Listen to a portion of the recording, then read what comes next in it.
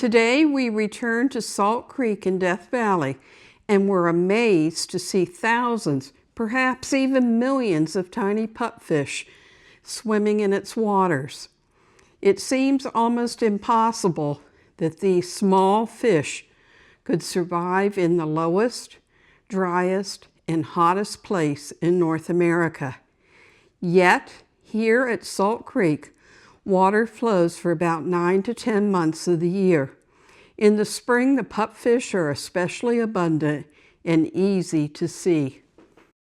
Salt Creek Access Road is about 15 minutes north of Furnace Creek on the west side of Highway 190.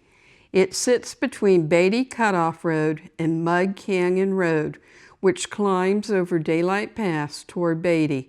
Flowers were in abundance along the way.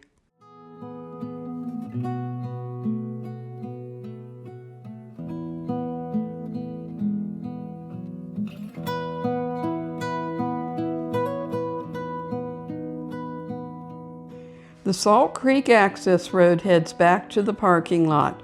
Here there is a 0.5-mile boardwalk trail where you can walk along the creek.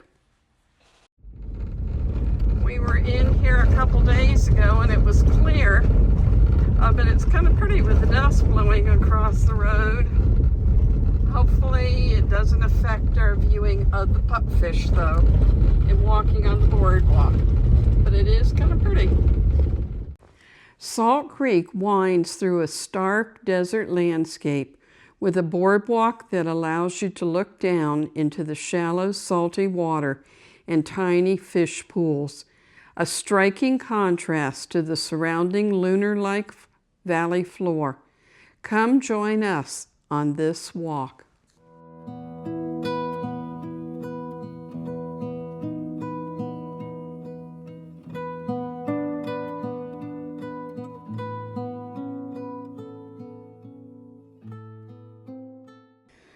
March is when Salt Creek flows strongest, and the tiny pupfish are easiest to see. It's also the peak of their spawning season.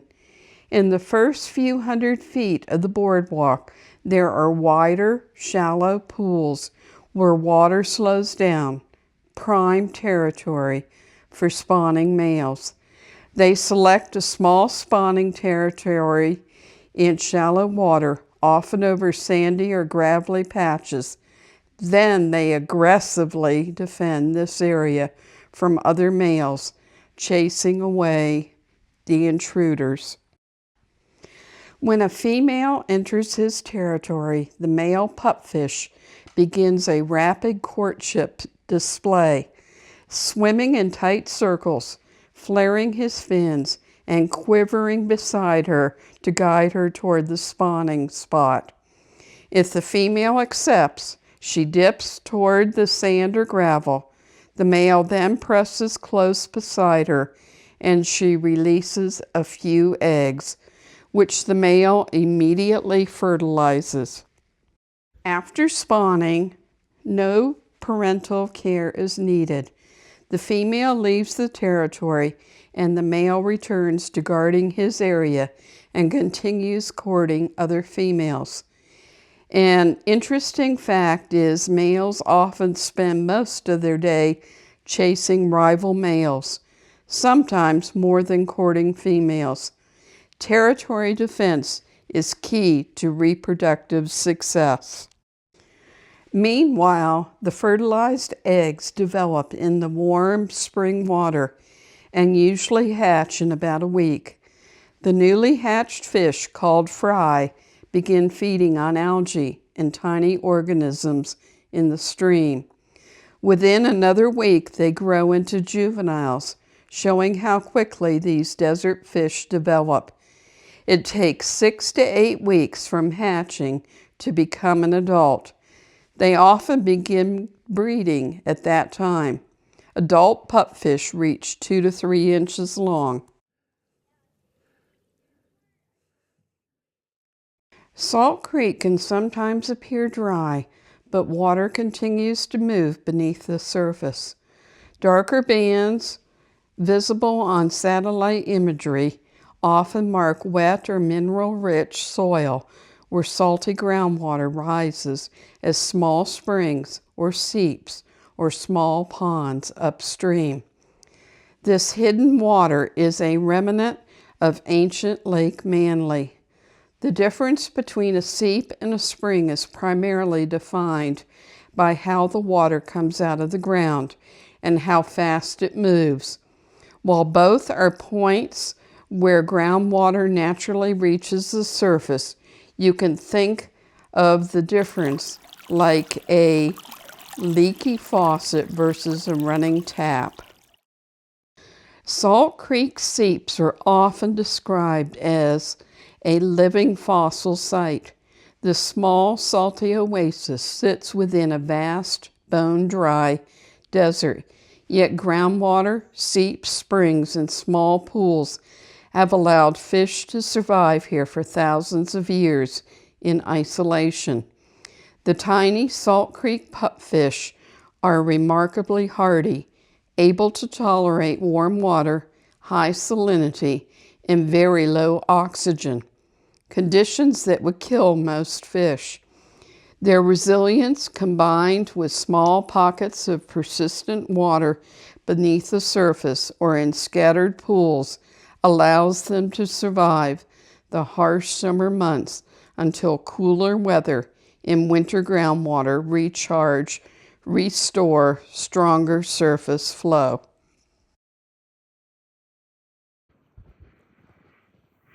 There's seagulls out there looking for pupfish for dinner. Interesting. So far from the ocean, but yet picking at the water looking for fish. Even when Salt Creek appears dry, the water hasn't disappeared. It is still moving below the surface. The Salt Creek pupfish survives because of this underground water, but the water must emerge as a spring, a flowing source, rather than just a seep or damp spot. The fish needs water to swim and live. The Salt Creek pupfish, also known as the Death Valley pupfish, Cyprinodon salinus, is a rare species found nowhere else on Earth except here. Although our focus has been on the pupfish of Salt Creek, there are 5 primary areas in Death Valley where pupfish can be seen. Some populations are entirely distinct species, while others are closely related, yet genetically and geographically separate. A few belong to a different species group than the Salt Creek fish, and certain populations are genetically distinct even from nearby springs, such as Saratoga Springs. Together, they illustrate how isolation in desert waters has produced a remarkable diversity of closely related, yet uniquely adapted pupfish. Salt Creek's fragile ecosystem depends on seasonal water levels that rise and fall throughout the year, making it especially sensitive to disturbance. The new boardwalk plays a vital role in protecting this fragile habitat by preventing visitors from crushing eggs or disrupting the water flow or damaging the delicate desert environment. Near the end of the boardwalk, several large prints were visible in the mud, likely made by a great blue heron. Even in the desert environment of Death Valley, these birds occasionally visit places like the golf course or Salt Creek, where spring seeps or shallow water provide fish and other aquatic life for them to eat. Great blue heron tracks are large, about 4 to 6 inches long, with 3 toes that are long pointing forward and 1 rear toe pointing backward. Their widely spread toes help distribute their weight, allowing them to walk easily along soft mud and shallow water as they search for food. Other birds that visit Salt Creek include killdeer and sandpipers, which are commonly seen along the muddy edges of the creek. Their tracks are much smaller than those of the great blue heron, with sandpiper prints about 1/2 to 1 inch long and killdeer tracks about 1.5 to 2 inches long. These birds likely forage along the wet margins for aquatic insects, tiny crustaceans, and algae, the same small water-rich microhabitats that also support the Salt Creek pupfish. In a valley defined by extremes, Salt Creek is a quiet reminder that life finds a way, even in salt and silence. In August 2022, a powerful flash flood tore through Salt Creek, destroying the boardwalk interpretive signs in the vault toilet or bathroom. A year later, in August 2023, the remnants of Hurricane Hilary caused further damage, damaging the parking lot and access road, though the boardwalk had already been lost in the earlier flood. In summary, the Salt Creek area endured significant flood damage, followed by 3.5 years of restoration and infrastructure upgrades designed to be more flood resistant. The boardwalk was rebuilt, the parking area improved, and a new trailhead and new vault toilets were installed, along with extensive cleanup and debris removal in the area. Although some pupfish were lost during the storm, the Salt Creek population survived and has resumed swimming and spawning, a testament to the resilience of this fragile desert ecosystem.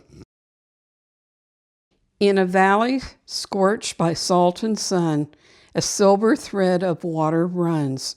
From buried lakes of long ago, it rises where few lives can grow. A desert pupfish, small but bright, turns flashes in the searing light. A quiet spark in shifting sand, life holding fast in a burning land. When cooler weather and winter flows return, the creek expands again. Survivors reproduce quickly. The population rebounds. It's a classic boom and bust desert cycle, harsh but perfectly adapted to Death Valley.